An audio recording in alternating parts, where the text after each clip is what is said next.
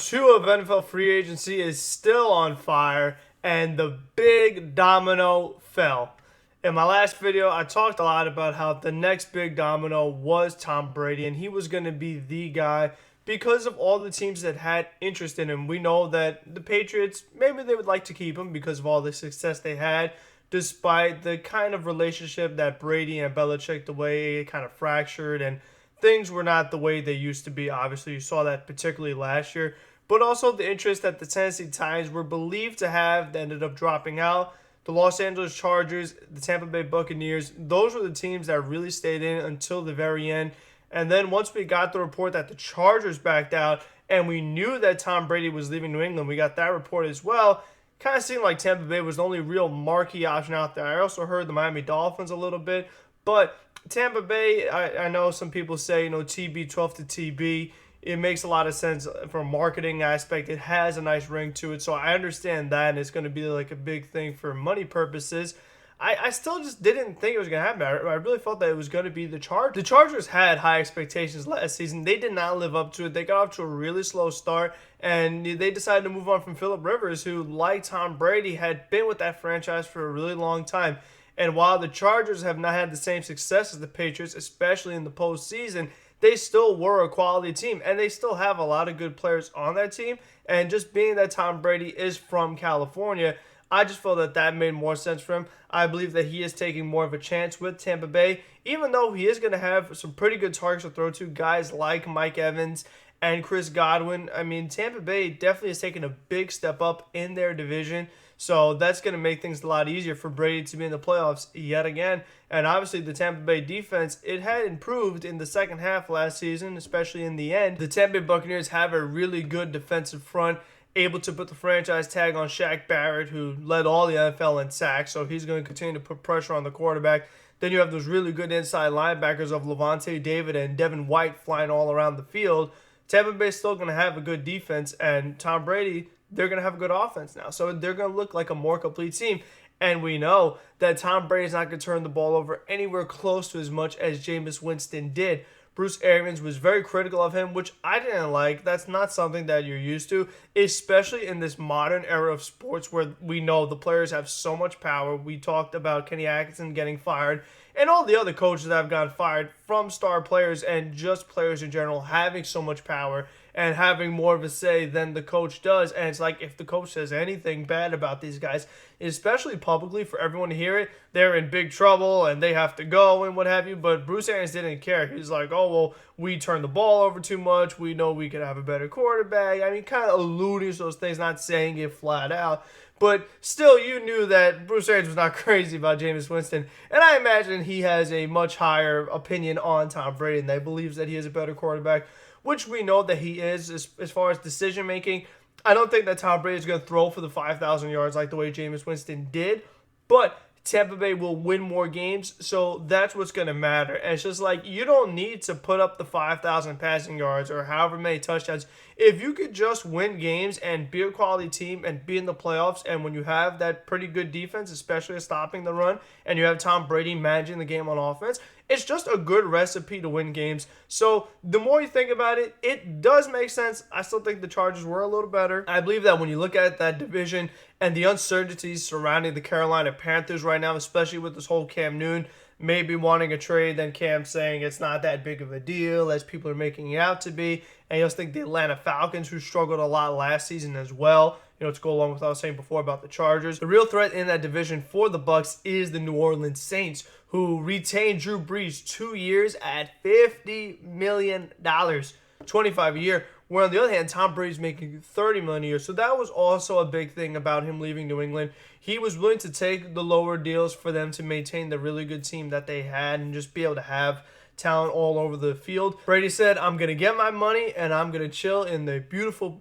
place in Tampa. It is a very nice area. I love going there. So I definitely can understand wanting to live there. So that definitely makes sense for him and for his wife, Giselle. So good for them and what have you. And definitely good for Tampa Bay. And they're really going to have an exciting team and one that's going to be in the playoffs for sure. And they're hosting the Super Bowl, and Tom Brady's going to try to be the home team in the home stadium, which is something that still has not been done. There have been plenty of teams that have been close, but no one has pulled it off quite yet. And Tom Brady is the one guy they don't really want to count out. We know all the trouble Tom Brady is giving the Jets, not so much the Giants in those 2 Super Bowls, but still, there's no doubt that he is a great. And like Tom Brady, I knew that once his signing happened, or when more teams got a sense of where he was going to go, we were going to find out what's going to happen to a lot of these other quarterbacks. And that is something that definitely has happened in this offseason, which doesn't really happen too much, is that a lot of quarterbacks are changing teams. And there is going to be more to come because Jameis Winston is out of a job right now. And one of the teams that have been kind of rumored is the Patriots. And that would be really wild if Brady goes to the Bucs and Winston goes to the Patriots. It's basically like a trade. And I think that for the Patriots, it makes sense that they do need a young quarterback, because the thing was that even with Tom Brady, they were only going to be good for only a couple more years if they didn't have that replacement guy. And the fact that they don't have Jimmy Garoppolo anymore, when Tom Brady didn't want him anymore because Jimmy Garoppolo was breathing down his neck, and all of a sudden he was in the Super Bowl, didn't win it. He still has a chance to do it with how good San Francisco is, even though it's not going to be easy. So once Garoppolo was out of the picture, you knew that Brady was going to be the guy for a few more years, and really was going to be the guy it starts with and ends with.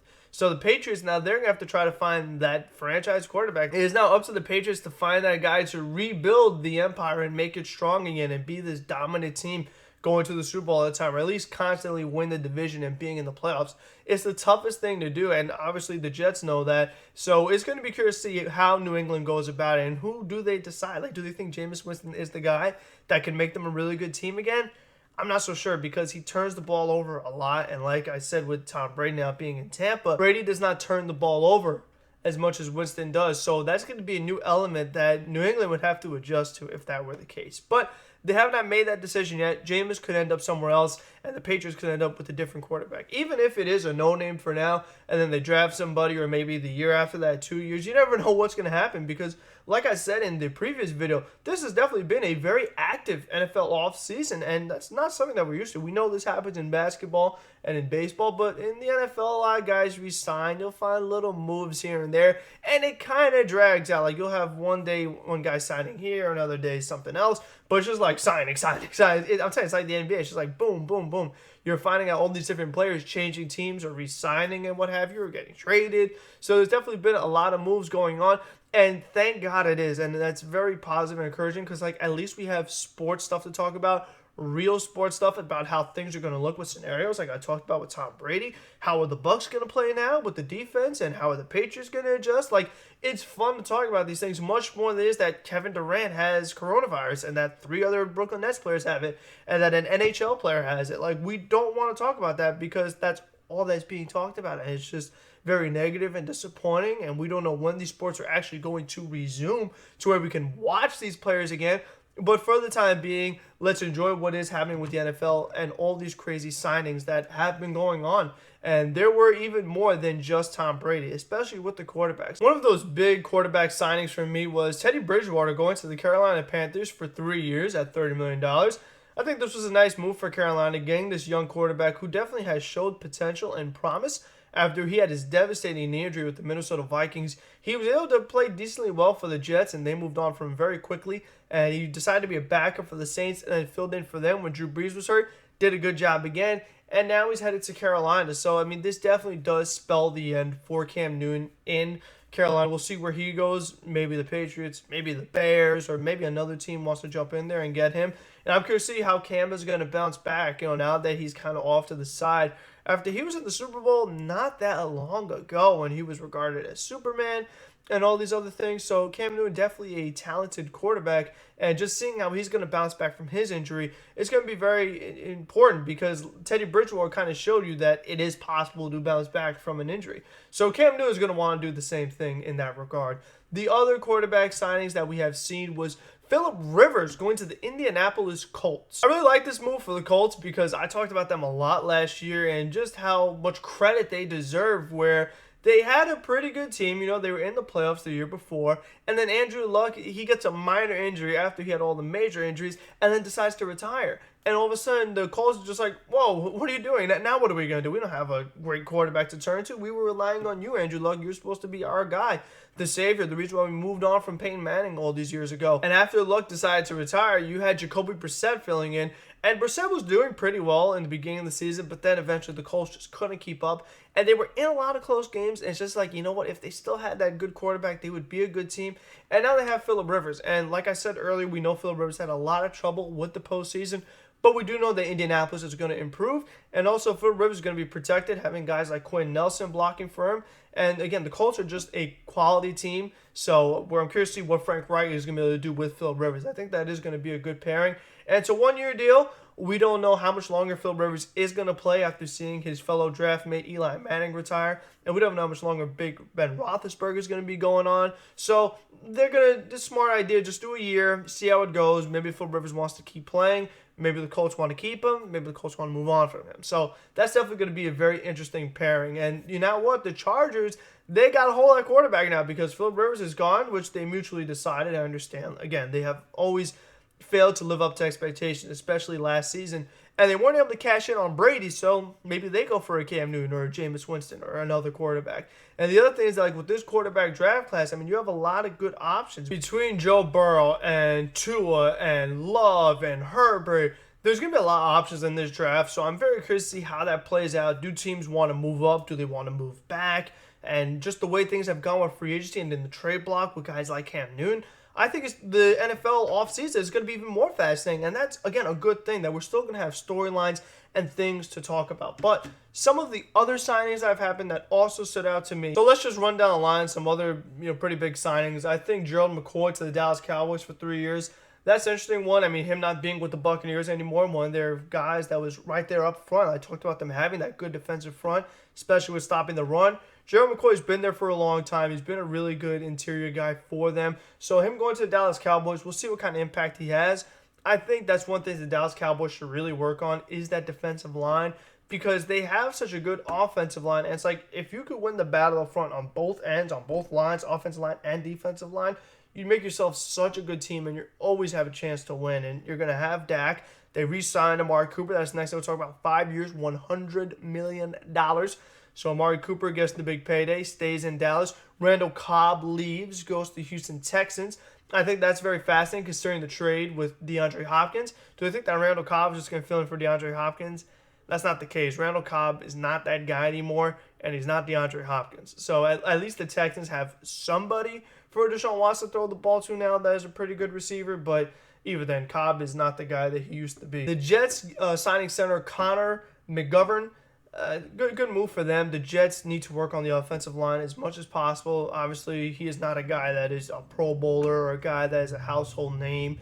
And a lot of offensive linemen aren't usually. This was not one of the guys that we had heard a lot about that they had interest in. We know a lot of these other offensive linemen either got franchise tagged or already signed. So a lot of those big name guys are off the market. And the Jets, they just have to do something. Like, they can't keep the current guys they have. So whoever it's going to be, I mean, they decided to re-sign Alex Lewis. We'll see how that goes. But it really looks like the Jets and Giants are going to take offensive linemen. At least they should, and they better, and they have to. Because some of the things that I've said before is just that the Jets and Giants, they're very similar, especially on offense with those two young quarterbacks, the star running backs, and the really bad offensive lines. You know what I mean? So it's like they have to protect those star players in the backfield, the quarterback and running back. So the offensive line is just so important for both of them because of how much both of their units have struggled in that department. So I know it's not the attractive thing. I know it's not like the big thing where when they drafted Saquon Barkley or Sam Darnold, you're like, oh my gosh, they got the star player. Let's go crazy. Let's sell all the jerseys. Like, that isn't going to happen with these offensive linemen. What your hope is that in a couple years, you'll be like, okay, well, now Sam Darnold and Daniel Jones have developed better, and Saquon Barkley has developed, and Le'Veon Bell is looking more like himself. And that's because these guys are getting production from their offensive line and protecting them so that they can make things happen. It's just extremely important. You can't stress it enough. Speaking of the New York Giants, they signed wide receiver Cody Core, 2 years, $4.7 million. That's really more just like a depth move because we know what the Giants have at receiver with Shepard and Slayton and Golden Tate. So this guy is not going to be one of their big-time targets for Daniel Jones. but at least it's just another body. Tyler Fackrell is the linebacker that the Giants signed. They're hoping that they can get some pass rush out of him, and because that's another area that the Giants have to work on. Talked about the Cowboys. You want to be good on the offensive line and the defensive line. That's another thing the Giants have to do. They have not been able to get any pressure on the quarterback. And we all know that in the past, what really made the Giants really good was the defensive line that was putting so much pressure on Tom Brady, knocking him off his spots, and just messing up the rhythm of the offense. And if the Giants want to be that good team again, they're going to need a good pass rush again. So I don't think that Fackrell is going to be the guy that, saves the day, and the Giants pass rush is amazing now. But like I said, with the Jets and the offensive line, the Giants have to do something. They have to get somebody, hope they can get a spark somewhere. Again, that's just how they're going to have to go about it. Thomas Davis goes to the Washington Redskins. Good move for Washington, reuniting with his former head coach, Ron Rivera. Thomas Davis, a good veteran. Obviously, he is getting older, but Washington needs all the help they can get, so Thomas Davis will provide some help for them on defense. We're just looking at the big ones here. Brian Bulaga goes to the Los Angeles Chargers to help protect whoever their quarterback is going to be. Leaves the Green Bay Packers, and Bulaga has been with the Packers forever. I mean, he's been with them like his whole career, a really long time. And he's a guy that, he's been ranked as a high right tackle. He's missed a lot of games. I just felt like every time I watch a Packer game, Bulaga's out, or he's questionable, or he played and then he leaves the game injured. So he's definitely had quite an amount of injuries, and the Packers struggled a lot against teams that had really good pass rushes. Aaron Rodgers had a tough time against teams like the Philadelphia Eagles or the Chargers, or teams like that had all these really good players up front on defense. So for the Chargers now, I understand why you'd want to protect, again, whoever your next quarterback is. So it does make sense to sign Brian Bulaga. And the fact that it was a 3-year deal is pretty interesting. I don't know how much he has left in the tank, because, again, he has been around a while, and he has suffered a lot of injuries. Speaking of being old and being around for a while, Jason Witten signs with the Las Vegas Raiders. So that definitely was an interesting move for them. Jason Witten, the fact that he came out of retirement, that was a little interesting. We know that he is a better tight end than he is an announcer. And I felt that him going back to the Dallas Cowboys last year, it made sense. And that is the reason why he would come out of retirement. I didn't think that he'd play another year, and more importantly, play with a different team. So he's going to the Raiders, and that's going to be a new target for their new quarterback, Marcus Mariota. He's someone I talked about in the previous video because of Ryan Tannehill getting the big extension, and obviously knowing that the Titans are moving on from Mariota. So where is he going to go? And that is the Las Vegas Raiders. And it's just like, well, now what do you do with Derek Carr? Because I think Derek Carr is a better quarterback than Marcus Mariota. Is that someone the Chargers have interest in? Is that someone the Bears have interest in? Do the Patriots have interest in him? So again, it's like we talk about how it's such a quarterback-driven league and how important these quarterbacks are, and the way they're like the stables for these franchises and have to keep them forever. But these quarterbacks are bouncing around from team to team, and it's great because it's going to really make for a different football season. We're going to see some different teams do better. Other teams are going to do worse. We're going to see Tampa Bay in the playoffs, which is something we're not used to lately. So it's going to be a lot different. Maybe the Patriots missed the playoffs, so it's going to make for a good football season. Speaking of Tennessee Titans, they signed Vic Beasley to a one-year, $9.5 million deal with incentives that could go up to $12 million. So this was a very interesting signing for Vic Beasley, the one-year deal, the incentive deal, because here's a guy that came out of college, went to the Atlanta Falcons, regarded as a really good pass rusher, and has lived up to it lately. He definitely has been on the decline and regressing at such a young age. So the Titans, they're taking a flyer, see if they could just try to get him to bounce back and really be a good pass rusher for them. And that's going to be important because we know how they can control the pace of the game with Derrick Henry at the backfield. So the defense holds up, you have a good team. Joe Schobert going to the Jacksonville Jaguars, 5 years, $53 million deal. A good deal for Jacksonville. Like I said in the previous video as well, I still don't know what's going on there. I know Joe Schobert is a good linebacker, but the Jaguars, they still have so many issues in my mind, especially with the way they have just been letting players go, A.J. Boye, Calais Campbell, and others. So it's going to be interesting to see what goes on there, and good for him that he got a very nice payday. This was another really good signing by the Raiders. Corey Littleton for 3 years, $36 million. This is a guy that the Giants really should have had on their radar because of all the struggles they've had at linebacker. They actually signed Blake Martinez, which I'll get to next. But Corey Littleton had a good year for the Rams, and he definitely has been improving as a young linebacker. So for the Raiders to get him, that definitely is a nice deal, and didn't have to pay too much. So I really like that move for the Raiders, and we'll see who their quarterback is. And they've been a team that they've been in the rebuild after they had a lot of talent. They got rid of everybody, Khalil Mack and Antonio Brown and such. Obviously, Antonio Brown's gone completely. But still, now they want to move on from Derek Carr probably. So they've definitely been a very interesting team, and we'll see what impact Littleton has there. Robert Quinn going to the Chicago Bears for 5 years, $70 million. Wow, that is a lot of money for Robert Quinn. And he had been doing really well with the Rams when his career first started. Came to the Cowboys, not as good. He was not that big-time player again. But the Bears, they really gave him a big deal. And the Bears, they've been one of those teams that have that really good pass rush. So their quarterback thing is going to be very important because we know what Matt Nagy is capable of as an offensive mind and the head coach. So they're going to need some help everywhere, particularly at quarterback. But continuing to beef up that front and put more pressure on quarterbacks makes sense. Definitely is a lot of money for Robert Quinn, though. But for the Giants, I said I'd get to Blake Martinez. That was a good signing because that, other than the offensive line, linebacker was another position that really had eluded them and really given them a lot of troubles. They got rid of Alec Ogletree, who they had brought in to be the guy at linebacker. Now they have Blake Martinez, and he is a good linebacker, so we'll see what kind of impact he has. They also re-signed Mayo. That's really important because he did a really good job at stopping the run prior to his injury. So I do like that move for the Giants. I think maybe they could have done a little better, and they're still going to need a lot more help on defense, especially in the secondary as well. So, and obviously they need pass rush. So the Giants have a lot of things to do, and they haven't done it yet. So a lot of pressure on Dave Gettleman because people aren't crazy about him as it is with Leonard Williams signing, taking Daniel Jones as early as they did, something that at the time was very highly questioned. So Gettleman really has to prove himself, or New York is going to be, pushing him right out the door. So that's going to be very interesting moves to happen for the New York Giants because, again, they have a lot to do. Kendall Fuller goes to the Washington Redskins as well, 4 years, $40 million. So Washington continues to try to improve their defense. They have to figure out if Dwayne Haskins is the guy at quarterback. Maybe they want to look at one of these guys on the open market.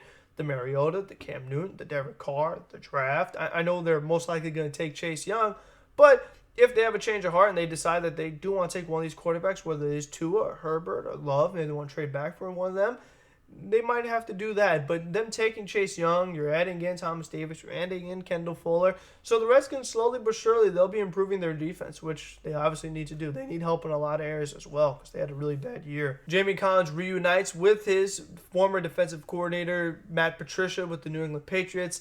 They are both now Detroit Lions, 3 years, $30 million. So good deal for Jamie Collins. The Detroit Lions, another team that really did not meet any expectations at all. They had a really bad year. So going to be very curious to see what they do in the draft and what other moves they're going to make to improve their team. How much longer is Matt Stafford going to be there? He struggled with some injuries last season, and Detroit had no chance when he was out. George Font goes to New York Jets offensive tackle. So again, it's like the Jets got to get every offensive lineman they can. Again, not the greatest guys in the world, not these all-pros, not these guys that you just plug them in and boom, Sam Darnold's going to be protected all day. Not the case, but they have to make as many moves on that offensive line as they can. So it definitely makes sense. Kyle Van Noy goes to the Miami Dolphins for 4 years. Kyle Van Noy to the Dolphins for 4 years, $51 million.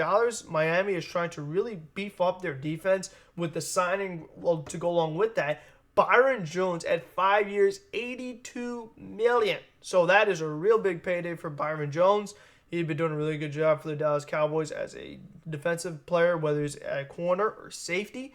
So I understand the Miami Dolphins, like the Redskins and smaller teams, they have a lot of work to do. They were one of the worst teams in the league. And if they draft Tua, which is what the projection is right now in the mock drafts, Miami could be a pretty good team very soon. So that would be interesting because if the Patriots are on the decline and the Jets continue to be the Jets, Miami improves, and then Buffalo made the big trade for Stephon Diggs. So we saw DeAndre Hopkins get traded, then we saw Stephon Diggs get traded, and Buffalo gave up a lot to get him. But Buffalo thinks they have their quarterback in Josh Allen already. They really should have won that playoff game last year against the Houston Texans. So Buffalo, they had the good year last year, and now they're going to add Stephon Diggs. So they should be even better, and we'll see what else they do to improve their team. Giants do make a move for their secondary. James Bradbury, 3 years, $45 million.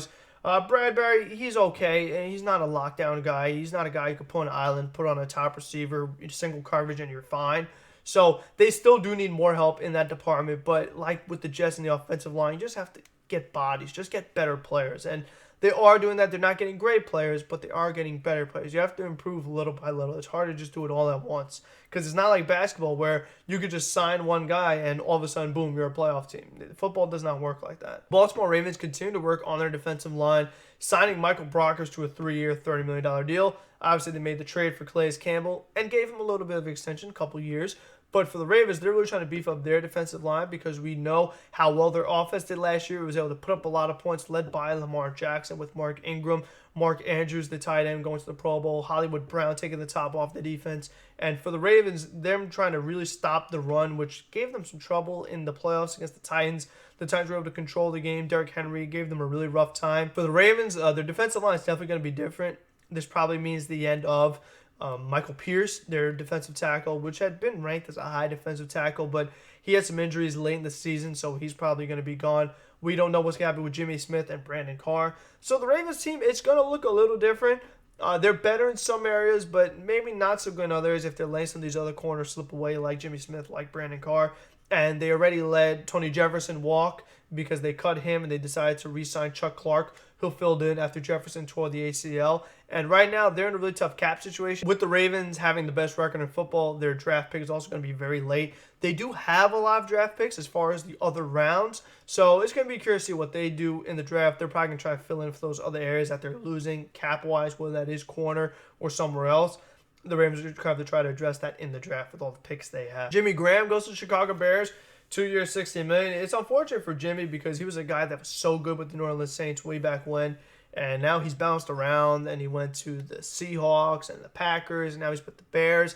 And this is such a little contract for a guy who was regarded as one of the best tight ends in football at one point in time. Not that long ago. So, I mean, maybe he can get something going with Chicago, whoever their quarterback is going to be. And maybe he can get to that quality tight end he used to be. Jack Conklin, he goes to the Cleveland Browns. 3 years, $42 million. The offensive tackle was on the Jets and Giants radar. Fans wanted both teams to sign him because we know how badly both of them need offensive line. And I think this is a really good move for the Browns. I like this move better than I like the Austin Hooper move because the thing is, like, you could do well if the offensive line is good and you don't have Austin Hooper. But if you have Hooper with no offensive line, you can't be a good team because Baker doesn't have time to get the ball to him. So I do think this is very important with all those weapons they have, just giving Baker a little more time to find these guys and make accurate passes to them. So this was a really good move for the Cleveland Browns, and it didn't break the bank that much. I mean, the AAV is pretty high, the $42 million for the 3 years compared to all these 3-year, $30 million deals. It's a little high, but they really do need it, and it's not that long of a commitment. So maybe they can get something going there. You hope it's not like another Nate Solder where the Giants give him all this money and he's not the same guy. So that's going to be interesting to follow. The Browns also got Case Keenum, 3 years, $18 million. So if Baker struggles or he has any injuries, Case Keenum's probably going to be out there. Shaq Lawson goes to the Miami Dolphins. So again, they're really trying to improve that defense and it makes sense. The Miami Dolphins also signed Eric Flowers, a guy that had really been criticized with the Giants because he has struggled so much, whether it's at left tackle or right tackle.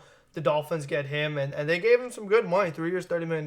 Not a deal you thought he'd get when he was with the Giants. But Miami, they're making a lot of moves, and they've had so much cap space because of all the struggles they've had in the past few years. So it makes sense they're spending it to improve their team. Bradley Roby goes to the Houston Texans, so they're improving their secondary. And Houston, I still don't know what's going to happen there after the DeAndre Hopkins trade. I think they'll be okay.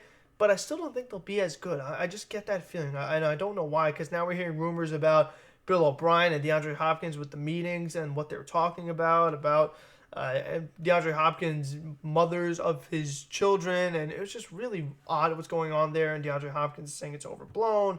So a lot of craziness going on in Houston right now. And Josh Norman went to the Buffalo Bills. I haven't talked about that at all. He's someone who definitely thinks he's one of the better corners in the league. And we'll see if he can prove it for Buffalo. I think that is a good signing for them. Continue to improve their defense. Makes sense. Greg Olsen to the Seahawks. That happened a while ago, but for some reason it's on here. And that is so far the real big things. And now we're seeing that the Saints are close to a deal with Malcolm Jenkins after the Eagles let him go. So good for the Saints because they want to try to be in win-now mode. With that money they gave to Drew Brees and letting Teddy Bridgewater slip and how disappointed they were in the playoffs, they got to make it happen. So I understand this, getting Malcolm Jenkins. He is older, but he has had a lot of success in this league. So that's going to be an interesting signing for the Saints. Jurrell Casey also went to the Denver Broncos, so they improved their defensive line. The Broncos still have a lot of work to do. They have to figure out what they want to do at quarterback. Most importantly, they have not been able to figure that out ever since Peyton Manning left. So John Elway really has got to get that sorted out. So if you can get Jurrell Casey, but Denver still has a lot of work to do.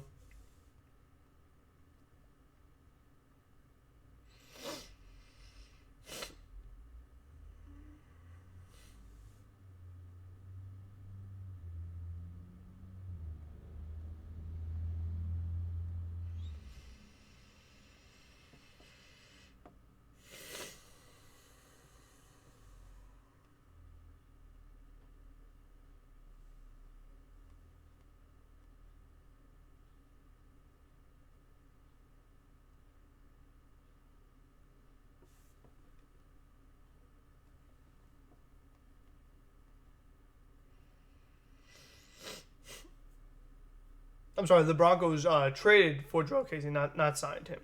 The Broncos made a trade for Jurrell Casey, improving their defensive line. Still have a lot of things to do on the offense, especially at quarterback. John Elway has not been able to figure that out ever since Peyton Manning left. Still a lot of work to do there. Well, the Bears have figured out their quarterback situation as they have made a trade for Nick Foles, giving up a compensatory fourth-round pick to the Jacksonville Jaguars. This is a big deal for Jacksonville because they had made the mistake of giving Nick Foles all of that money. They gave him such a huge contract with $88 million still to go, and Jacksonville thought he was going to be the answer after all the success he had with the Philadelphia Eagles, winning the Super Bowl and defeating Tom Brady. Jacksonville thinking that they could turn around their franchise because it's just had so many struggles like I've talked about recently with all the players they've let go. And now it is time for Minshew Mania. Gardner Minshew is a fan favorite. A lot of people like him, and he did have some really good moments. And now he's going to have a really good chance at a full season or training camp, knowing that he's going to be the guy. Not have to worry about Nick Foles breathing down his neck for his eventual return because he also got injured last season with Jacksonville. And for Chicago, Matt Nagy is really going to have to figure it out for Nick Foles and get him to be that good quarterback that he was for Philadelphia in that postseason stretch. So it's going to be really fascinating for both of those teams. And at least that's one of the teams that had a quarterback need that now has been filled. But there still are more teams that have to figure out what they're going to do at quarterback. And that is why there is still a lot to look forward to as far as how the rest of this NFL offseason is going to go. I think that will do it for now. I mean, there's probably going to be a lot more stuff that happens by the time I'm done editing this, posting this. So that will be it. A lot of moves have been happening. It's such a short amount of time. It's like almost you refresh your phone and boom, another move has happened. So again, it is exciting. At least we have something good to talk about. Not like before, there's nothing to talk about. And if it was bad stuff. No on-field stuff or off-field stuff as far as changes being made to teams and how they're going to look. But I hope you guys did like this. Was able to cover a lot of teams and a lot of different moves. If you did like this, leave a like.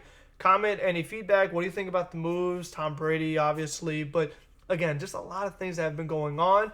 And subscribe to keep up with anything else that happens with sports. Maybe we'll do some other things on the channel. We will see. But until then, have a good one, everybody.